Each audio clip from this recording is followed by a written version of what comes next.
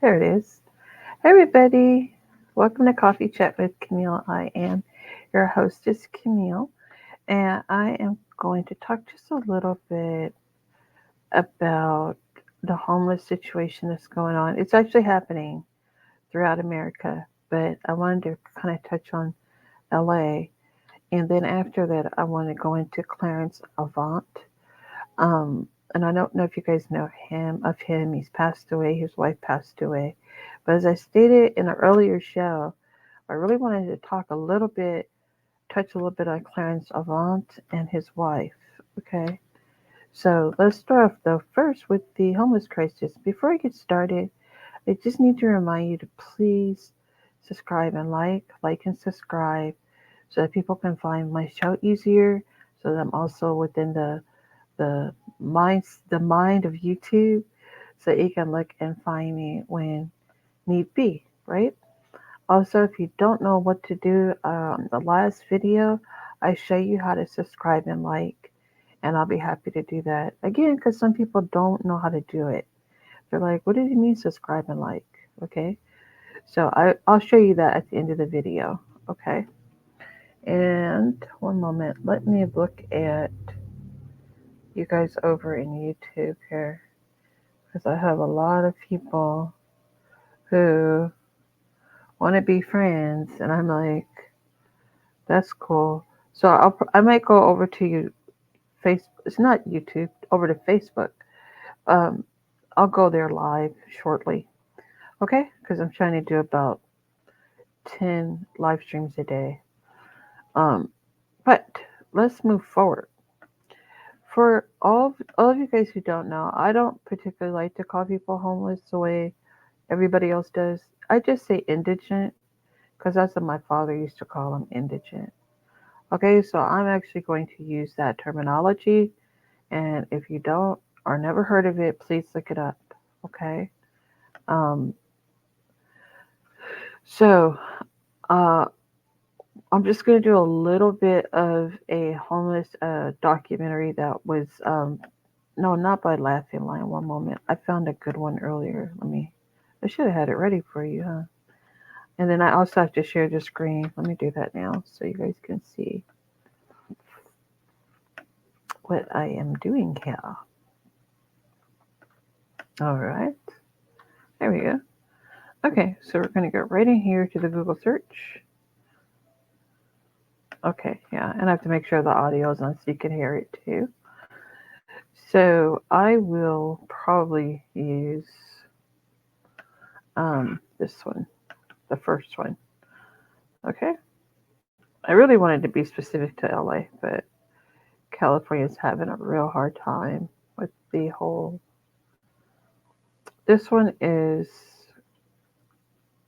Let me get past the commercials for you. So while we're waiting, just try to remember to like and subscribe if you're on YouTube. Okay, and let me get this on. It's how homeless in Sacramento. I'm gonna make this a little bigger. And the Laughing Lion. This is his post up. Okay.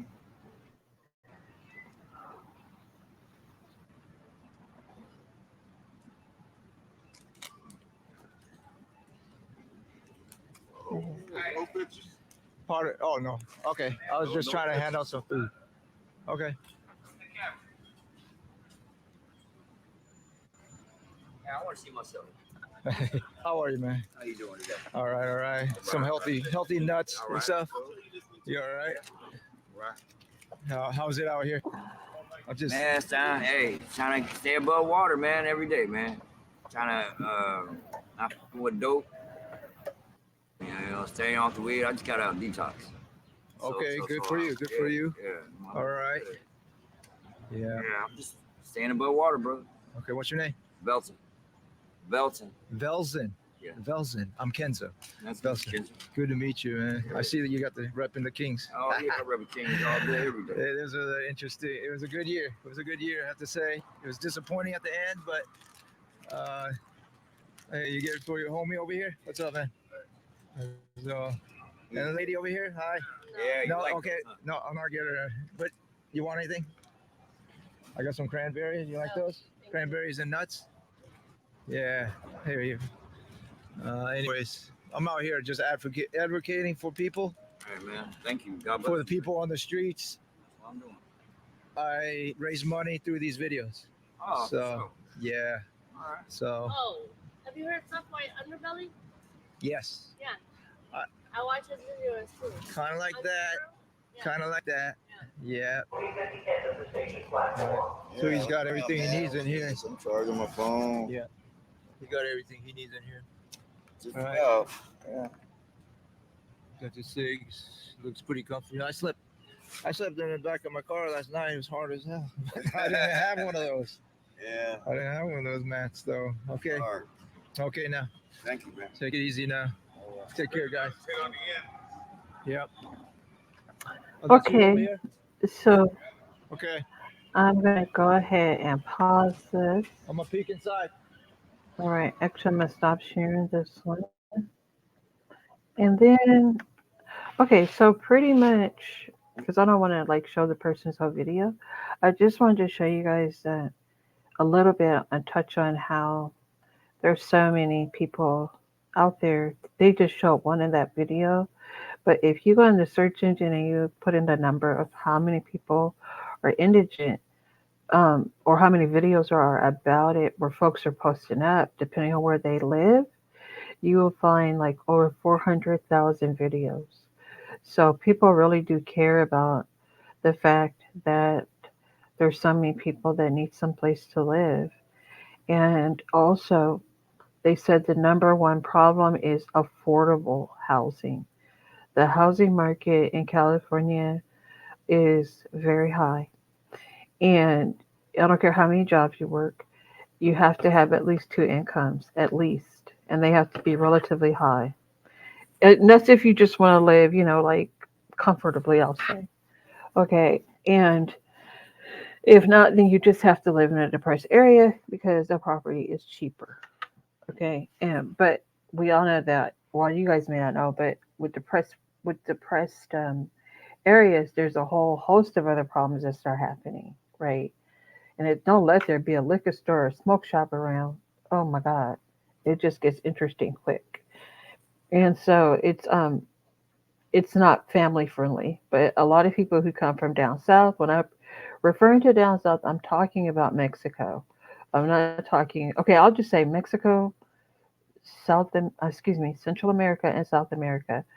Um, I don't see a lot of Africans, even though I had one who delivered. He was, I believe, African, but it's mostly these people who speak another language, and so they are all over California. And I don't like that they say affordable housing because that's really not true. It's when California began to flux in people from down south illegally, a lot of the undocumented people. That's who's sitting in all these houses, especially in depressed areas. That's who's in them. And instead of your veterans and the people that have maybe got fired from their jobs or tried a job and it didn't fit their income, what they needed to make money with. And there's like a whole host of reasons that people end up indigent. But the bottom line is if California had not used our state as an experiment for people from down south, I know for a fact that a lot of people would have housing. They would. So before we try experiments and things, governors, you should really be in touch and conscious of what the needs of the American people are, which seem to sadly be being totally disregarded for other people. And they do majority come from down south. They're not coming that much from Canada. And if they are, I'm pretty sure they're white. So, and they just kind of blend in or whatever. But because they speak English and they have skills, some kind of skills, some of them, not all of them. But that is really where the crisis began, and this is something that this nation in general is in denial about. So we have to bear the brunt of that. And I don't um, think that it makes sense that California could be so rich and yet have such high amount of people who don't have. Like it just doesn't make any sense. We have our own financial hub here. We have Hollywood here. We have main attractions here. We have all kind of wonderful things in California, and for the housing to be as high as it has become, like a little house is $1 million, depending, especially in LA County. House is little, not new, nothing, and you should really be able to get your money's worth out of this place, and it's just very sad that everything has skyrocketed, and no one's even explaining why this has all happened.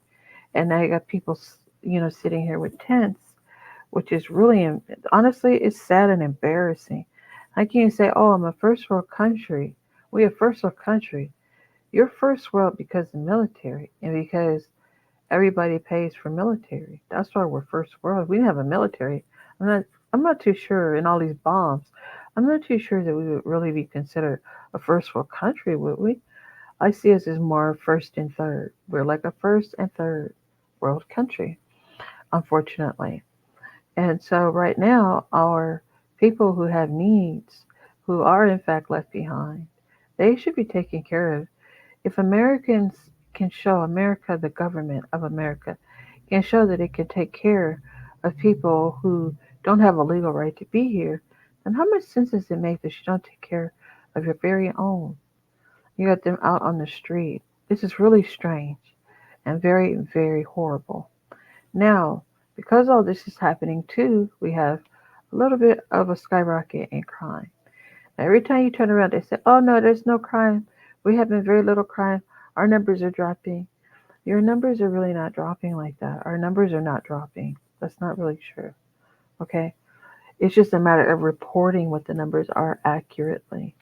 Okay? Sometimes departments don't want and cities don't want people to know what the crime is because they don't want it to affect it as a city receiving money from taxpayers.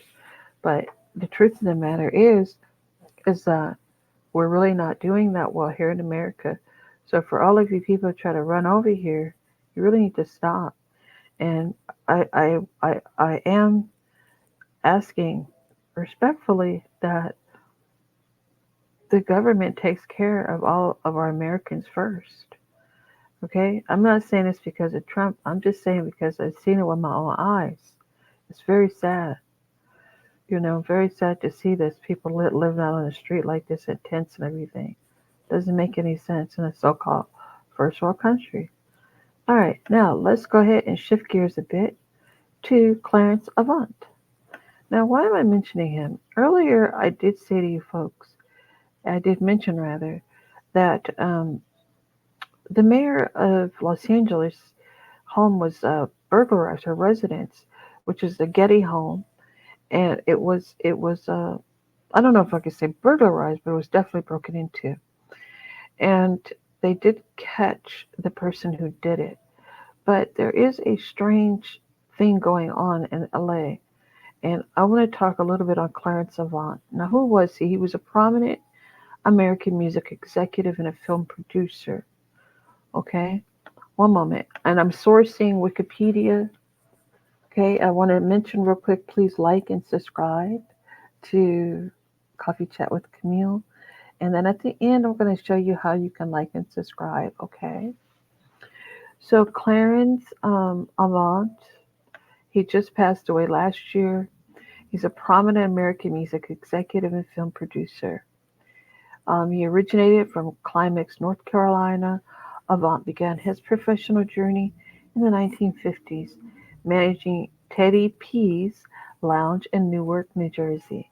Under the guidance of Joe Glazer, a notable music manager of the era, Avant managed a diverse portfolio of artists, ranging from R&B talents like Little Willie John to jazz figures such as Jimmy Smith. In the 1960s, he founded Avant-Garde Enterprises, marking a significant step in his contributions to the music sector. Let me use this. Okay, because I don't really have my glasses on, so I apologize. Please remember, guys, to like and subscribe, subscribe and like. Avant was instrumental in the formation and oversight of several record labels, including Venture Records Inc. and Sussex Records. Additionally, he expanded his professional reach into broadcasting by acquiring KTYN.FM, distinguished as the first African American owned FM radio station in metropolitan Los Angeles. Okay, we all know LA is the home of Hollywood, now declared has been called Hollyweird. Avant's business acumen was further demonstrated when he played a role in the sale of Stax records to Golf Westerns. So when in the African American community, you guys are saying, you hear a lot of, oh, we don't own anything, we don't own. Yes, there are people who own a lot, okay, who are of melanin. There are lots of them. It's not a little bit. Just because you don't know about it does not mean that it does not exist. Okay? So as you can see, he was the first one to own an FM radio station in LA. Okay? Then when he played a role in the sale of Stax Records and the Gulf Western, widely recognized as the Black Godfather. Okay? That's how I was introduced to him, which was in a Netflix special about his life and career. Avant's career was characterized by his advocacy for equitable treatment and compensation for African American artists in the entertainment industry. His efforts were acknowledged with his 2021 induction into the Rock and Roll Hall of Fame. How about that? So when I think about this and the amount of years that he was in Hollywood, if you want to say that, or respectfully, because there are a lot of respectable people in the entertainment business. They're not in the forefront, but they're the technical people and all that kind of stuff. Um, but I wonder, now this is just out of curiosity, may he rest in peace, but I was curious about his involvement with hip hop because hip hop has never fully been cleaned up. And that has always been to me its biggest issue. It probably is the most volatile, I believe it is the most volatile genre by far. And I'm curious as to if he participated in any way in developing in the backdrop or any of that because it really needs to be cleaned up. We're starting to see that with the recent news feeds, and I'm not going to say with whom, but I will say that something extraordinary is really happening in the genre of hip hop. 50 years later, right, feds are being called or, summoned, Homeland Security, um, what else? Uh, Pointing fingers here, left and right, all over the place. And now we're talking about SA, men, young men and men being SA. I mean, this stuff is extensive, none of which is a part of what we think of as creatives as making music. So clearly something is not right. I don't know if it's the genre itself, because by the time it hit West Coast, it did become quite volatile. East Coast wasn't like that. It was conscious. Most of the East Coast rappers were conscious. Most of the females from the East Coast had clothes on. So it's just so much different now when you think about it. But it's a genre, sadly, that has defined the African American or the American, the melanated indigenous American. That is constantly defining us. And most of us are not even shooting each other or any of that kind of crazy stuff, right? So it's a genre that, in my humble opinion, needs to disappear like disco. And if it starts again, restart, but start in a musical way, not in a tit for tat, jealous. I'm gonna shoot this person because I'm jealous of what they have, or I want more money to this person, or I want more access to the white world. And so, boom, boom, boom, right? It's looking goofy. It's looking bad. And so I hope it gets cleaned up. But Mr. Avant was well respected by presidents, by everyone. Okay? So I'm going to go on and talk a little bit more about Clarence Alexander Avant. Um, Actually, you know what? His bio is real long. So let's do this because I don't want to be on here too long. What I would say is he opened a West Coast office, okay, in September of 1964 to accommodate the growing motion picture soundtrack assignments offered to his clients. Okay, so like he managed a lot of clients. So if you have a chance, just open up your Wikipedia. Matter of fact, you know what I'll do? I will actually drop this link for you if you're interested in the comment section so that you can go ahead and read for yourself all that this man had done, okay, in the entertainment or in the music industry.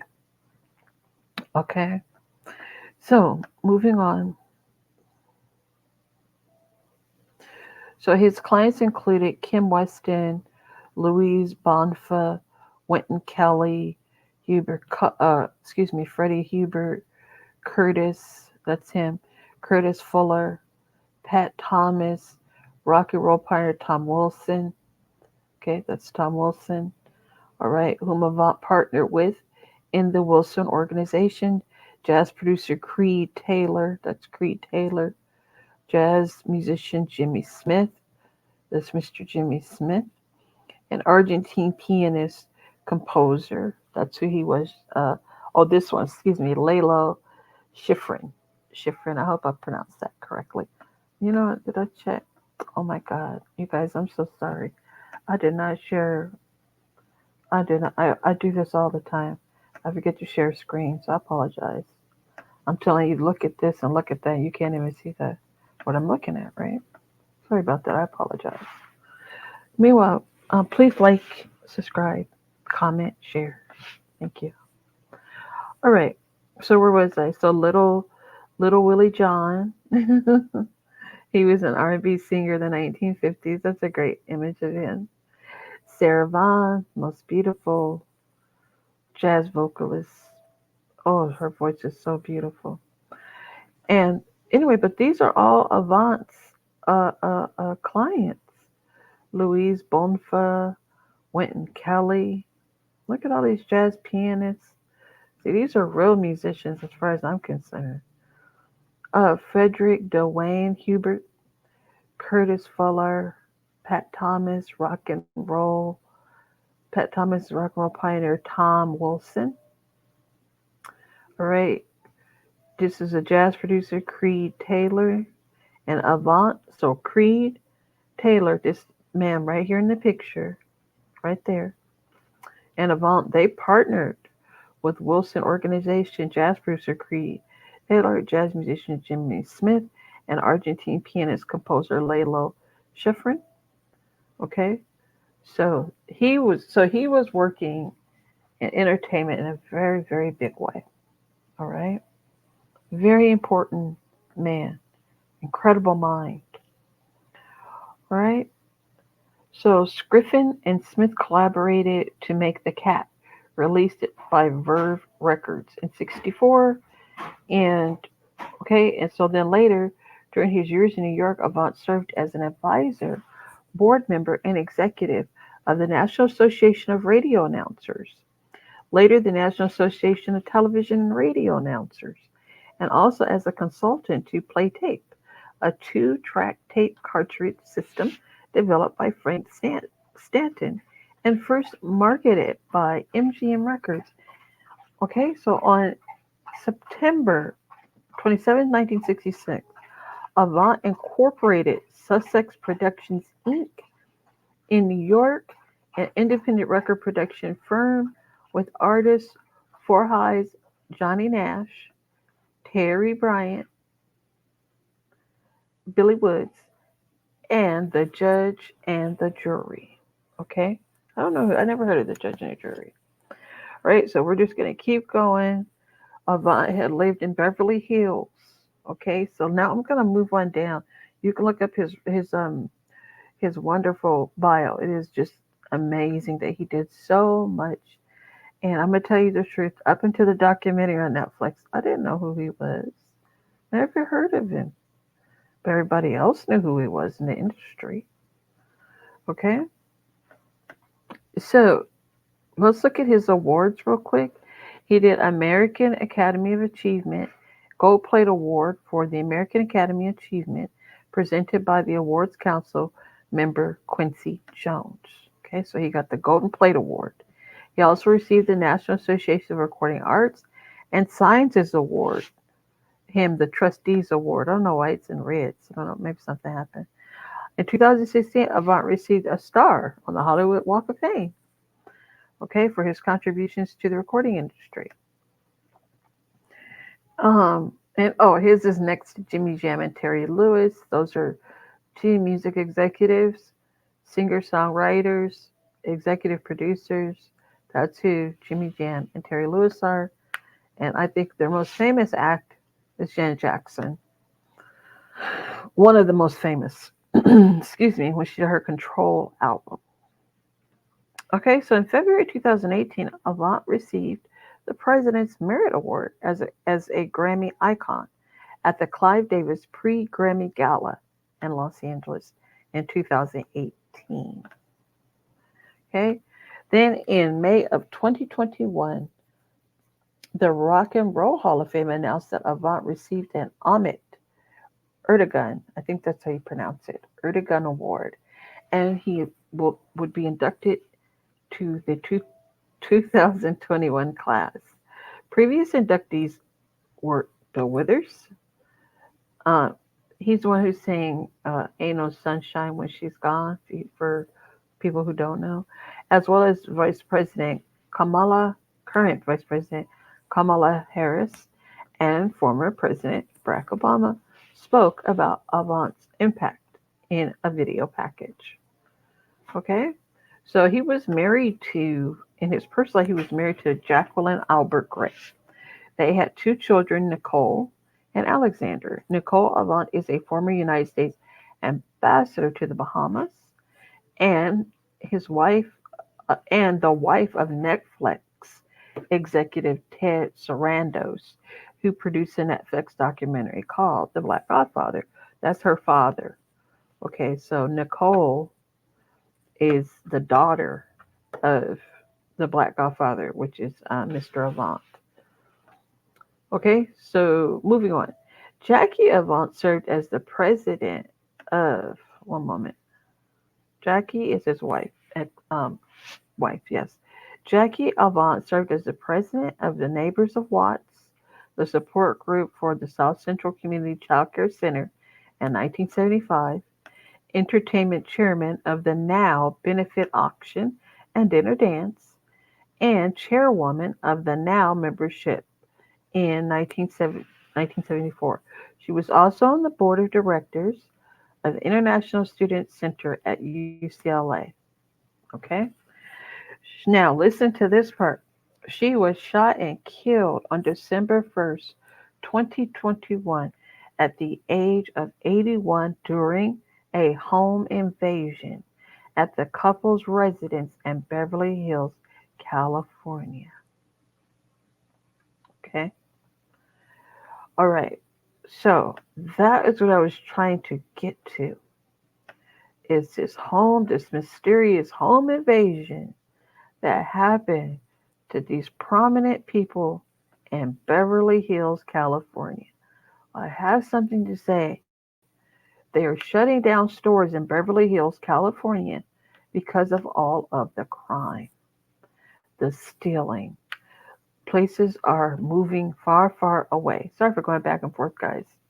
Okay, but I was just trying to get to that. So he died 2 years later. Mr. Clarence Avant died at his home, okay, at the age of 92. All right. So that's what happened in this beautiful, secured area. Right. So I am saying that places like Beverly Hills and Ladera Heights and all of these really nice places we have to be very careful now. Those people, those residents have to be very careful. There are two things going on: gentrification and also crime. Okay, so that's all I wanted to speak to. I wanted to tell you about Clarence Avant. He was a magnificent man. I didn't hear too many people talk about him. I'm not sure why. I know it's been a minute because 2 years. We have news is always moving, and I understand that. But at the same time, we have to take a look back and go, hey, we just let that slip past us. So he passed away shortly after his wife did, but the nature of that crime was so unusual in that area. The area is generally safe. Okay, Beverly Hills is generally safe. All you have to do is just do zip codes. Just Google zip codes. You'll know what area is safe or not safe. You know. So I am hoping in the future that things get better for all of us.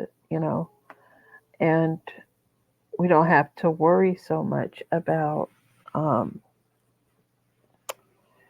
crime and homelessness and stuff. These things can be taken care of through our government.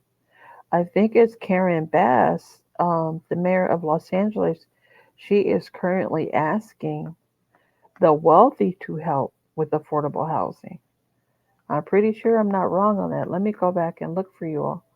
But I think she's asking for the wealthy to help with the housing crisis, the affordable housing crisis. So they said it's affordable housing um, is uh, the biggest issue here in California. Also, there's two other factors: the jobs. Oh, look at that! I just hit the key and boop, it just popped up. Karen Bass. Okay, let me see if I can get the news articles though, because that's where I saw it. But they said that it's what do you call it? Um, mm, yeah, affordable housing, and then it's people losing their jobs, and there was another one. There was three reasons, but I can't. Yeah, I can't remember right off the top here. Here, let me ask Google. Google is my quick search.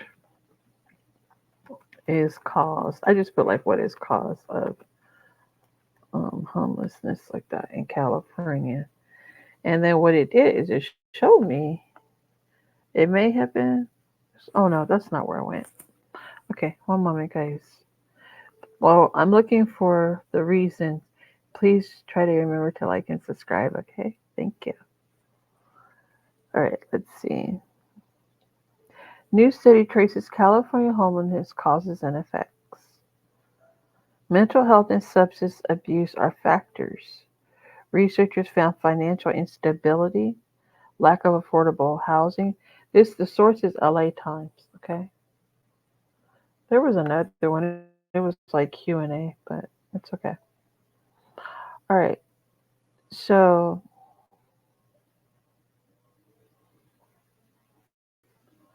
let's go down to here. Researchers have surveyed nearly 3,200 people experiencing homelessness across 8 counties in the state, meaning the state of California, using their answers to create representative statewide estimates. They also conducted in-depth interviews with 365 of those participants. The study found that nearly half of all unhoused adults in the state are 50 or older, and Black and Native American residents dramatically overrepresented. Notably, 41% of that share became homeless for the first time at 50 or older. Okay, so look like we have an ageism issue in California too. For Times columnist Anita Chambria, the report demonstrates that California's income inequality has reached a point where, if you're older and unable to work, homelessness is a real threat throughout the Golden State.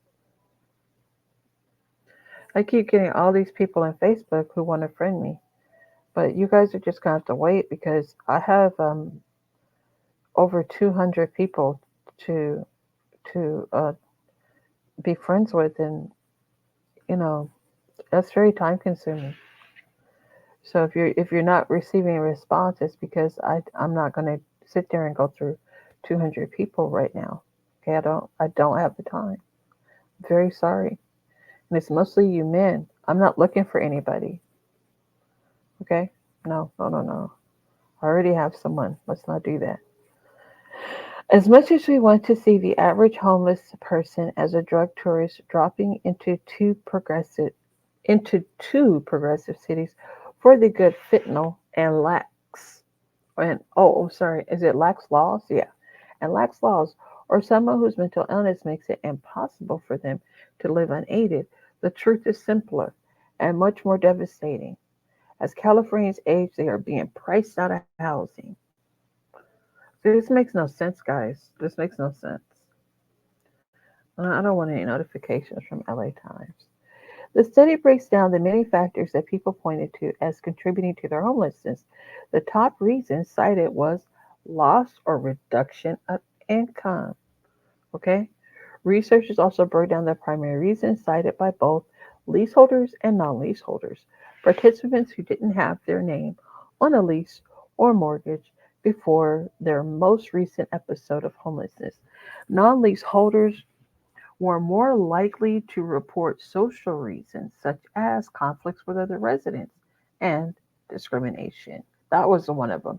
It was racism was cited as also a reason why people become homeless. But this is new, the ageism one. That's true. You see a lot. I see young people too, though.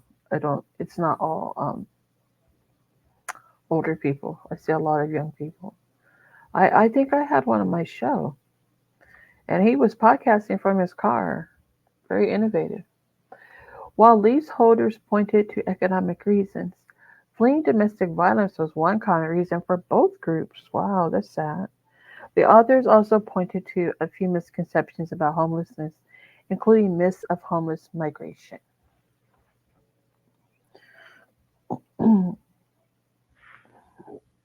Excuse me. You guys have coffee earlier today? I have straight coffee, so I'm gonna drink a little bit of it. While I'm doing that, can you guys grab yourself a nice drink, your favorite hot beverage, and or coffee and or hot beverage. Okay, so that's what I'm doing right now. My little cup, my little coffee cup. Mm. And please try not to forget to like and subscribe to Coffee Chat with Camille. Okay, thank you. Thank you for your patience here. All right, let's keep moving. According to the researchers, 90% of participants lost their last housing in California, and 75% of participants live in the same county as where they were last housed. So look at that. We have no emergency system to help people not fall directly onto a sidewalk. Poverty is in many cases the original sin. True.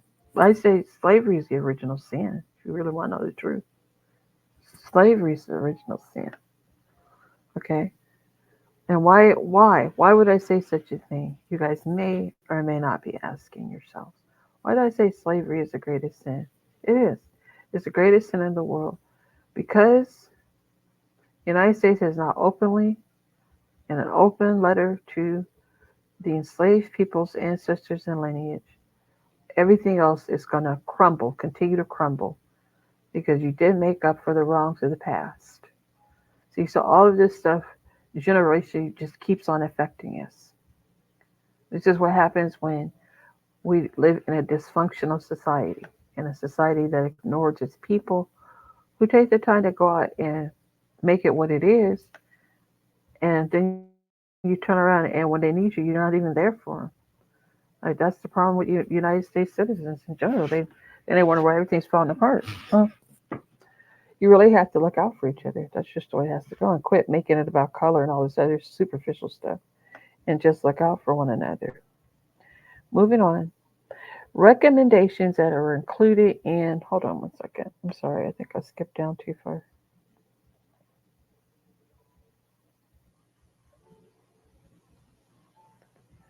Okay, there we go.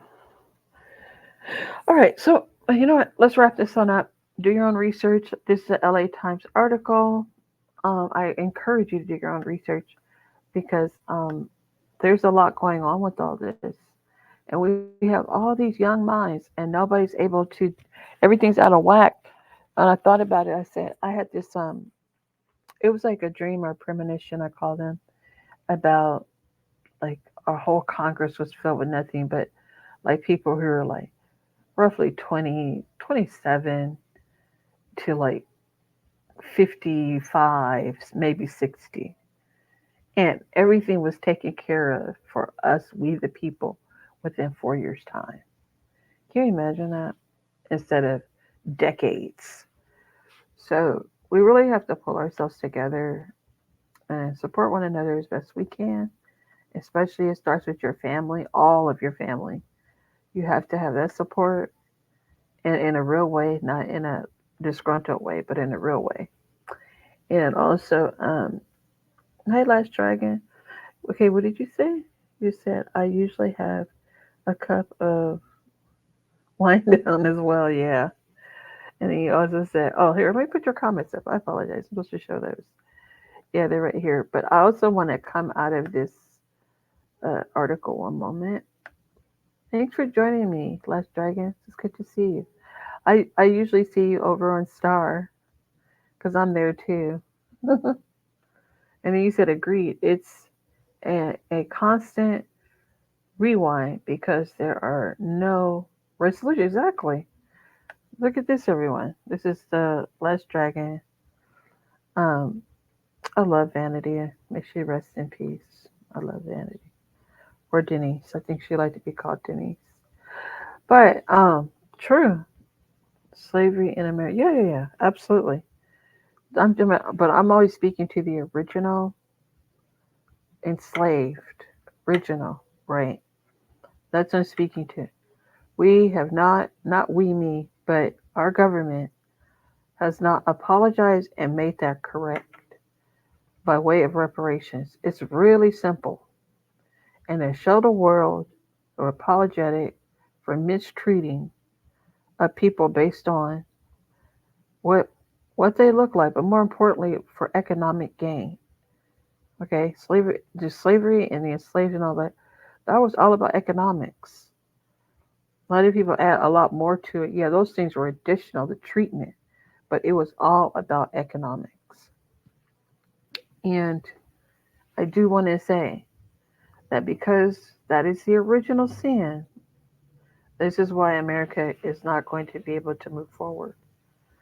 I want you all to know too, this is a little bit off topic, so I may come back and address this. I'm trying to do about 10 short shows. I've been on too long actually. Yeah, actually this is a wrap. So what I'll do is I'll be back. Um, it's already 6. Yeah, I'll be back again. So I'm gonna look for something new to speak on. But I might go ahead and talk a little bit about slavery. It's not a trending topic or anything. But I think that is a discussion that a lot of us need to start having and thinking about putting pressure on our current president and our administration and also on the Congress to get that reparations bill passed, to get it passed, and also to see what are the challenges to getting it passed. Okay, here we go. Another one, the last dragon. She said they're pushing the elderly into a pocket and a sad, diabolical state. The president is an old man with dementia who should be ashamed of himself. Yeah, dementia. I've said it. He seems. He said he's completely coherent. I don't know if you have heard about that, but he says he understands everything. He knows everything that's going on. Okay. Um, he may, but we do need someone younger than him, and it's not to be mean. It just seems like Biden has, he's too up there in age. And I know they're going to support him. I think I saw the Kennedys endorsing him recently over RFK, which was Robert Fitzgerald No, is he a fixture? Robert Kennedy's younger brother, um, son, Robert Kennedy, right? RFK. But anyway, and this is not ageism, shaming, or anything. I'm not for that at all. But I am saying that it's clear we need someone younger in there. That's all. Um, Trump is pretty up in age as well. Okay, most of the people in Congress are older. They're much older. They've made a career of government. Being a public servant. So it is what it is right now. But the elderly should not be pushed onto the street. I do have a guest coming on that's going to talk about that. It's called, I think it's called granny dumping. They call it granny dumping, if I'm not mistaken, something like that, where they're just dumping older people out onto the street, and it's very sad, very sad. Okay, my dad has Alzheimer, dementia, whatever you want to call it, and he's in a home. I can't imagine that the people in the home just picked him up and just laid him out on the street. Oh my God. So Let's Dragon says, I don't believe anything they say. He may be toying with the public or someone else pulling the strings. Either way, I hope they don't rig the election or numbers. Yeah, it's no guarantees. One, there's just too much money being poured into politics. Once the Supreme Court made that decision to just pour all this money into politics, how, you're asking for corruption. I mean, we're not asking, right? But that's what you're going to get.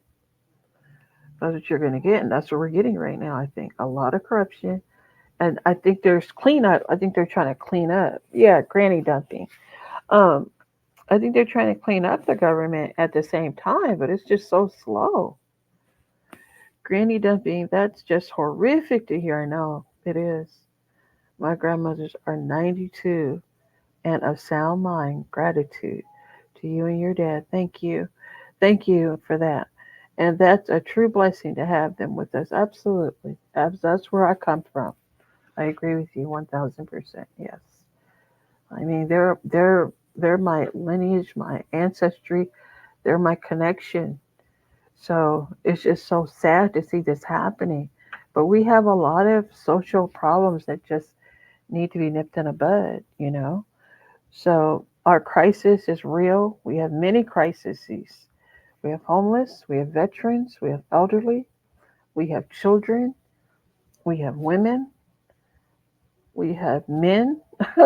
Sadly, it's like we have so many social problems with every group, disabled, you name it, you know? We just are not there yet. We're such an immature social society. It's weird. But anyway, that's enough ranting about that, right? Um, if you guys are on YouTube, if you ladies and gentlemen are on YouTube, just remember to like and subscribe. Okay? I will be back shortly. I'm gonna do another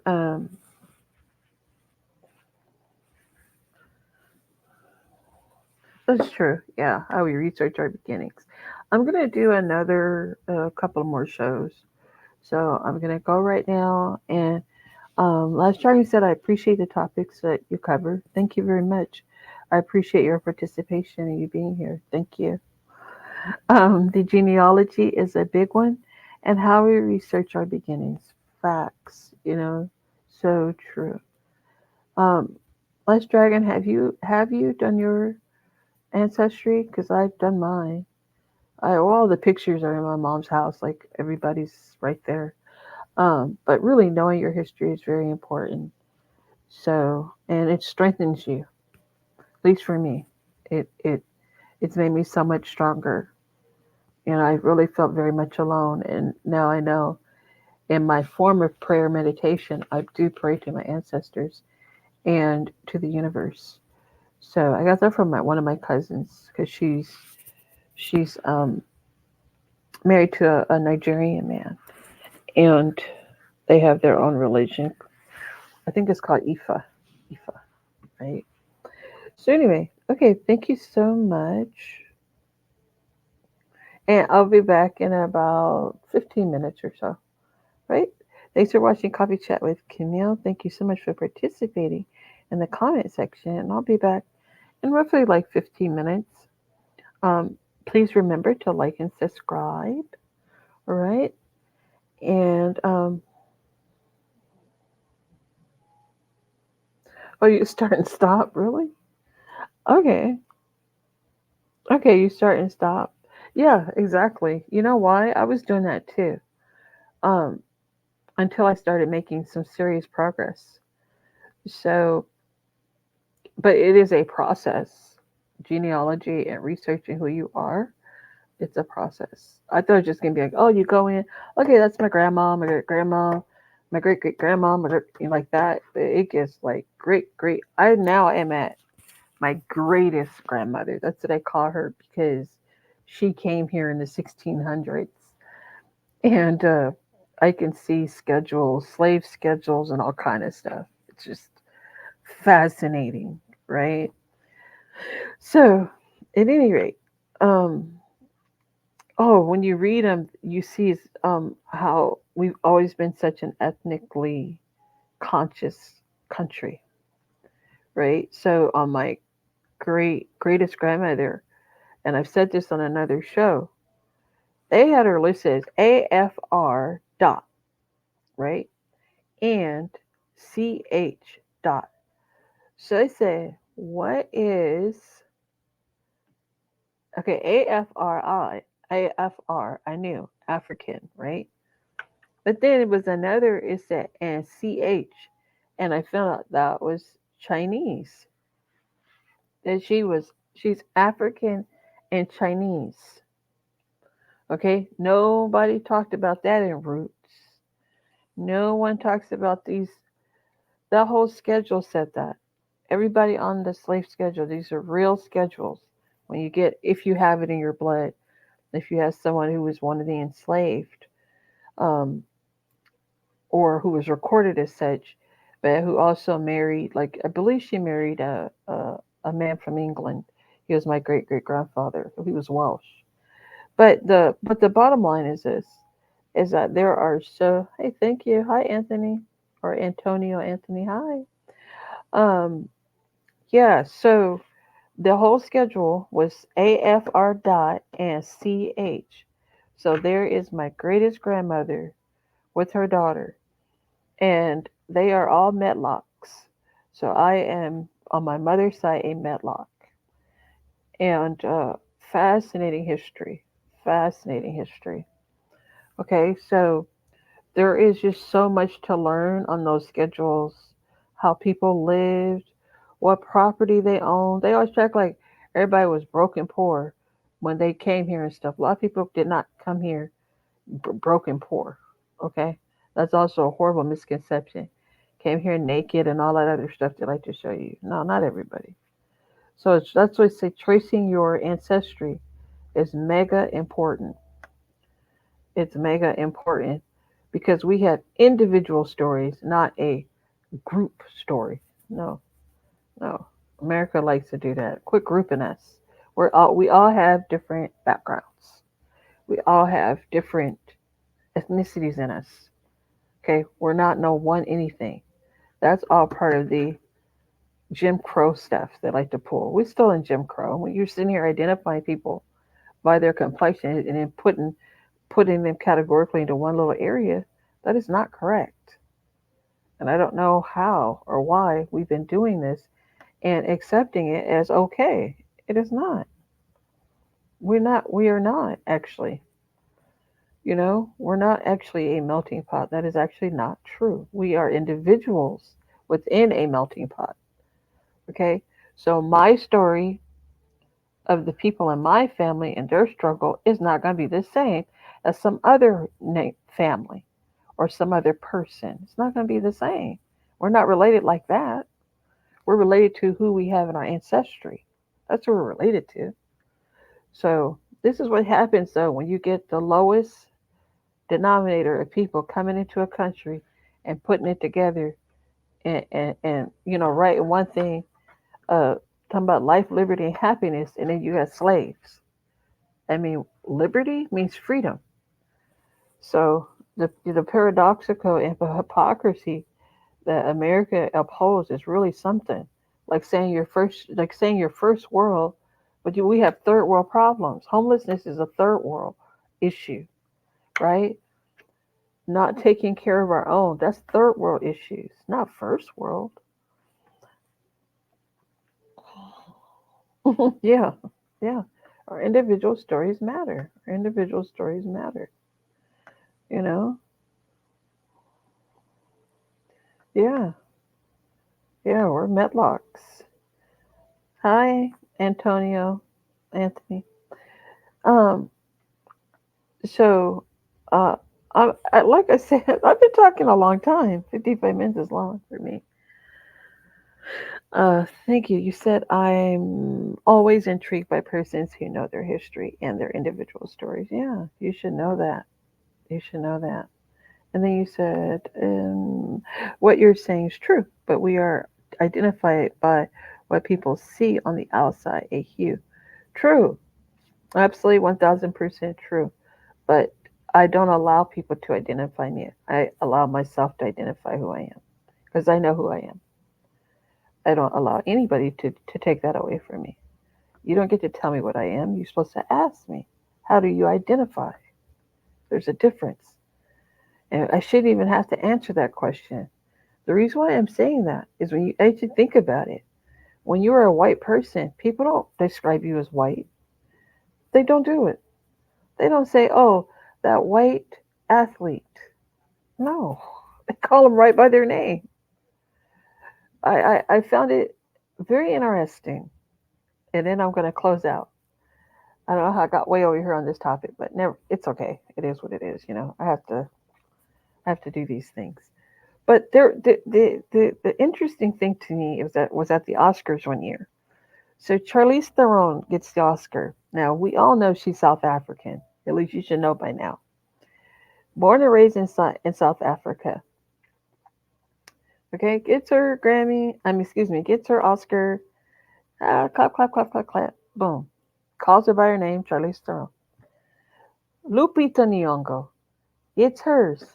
She is the first Black African to receive an Oscar. I said, whoa, whoa, whoa, whoa, whoa.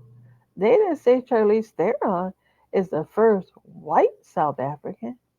This is the foolishness that I'm talking about. See, I have lots and lots of examples, just like the one I just said right now. Okay?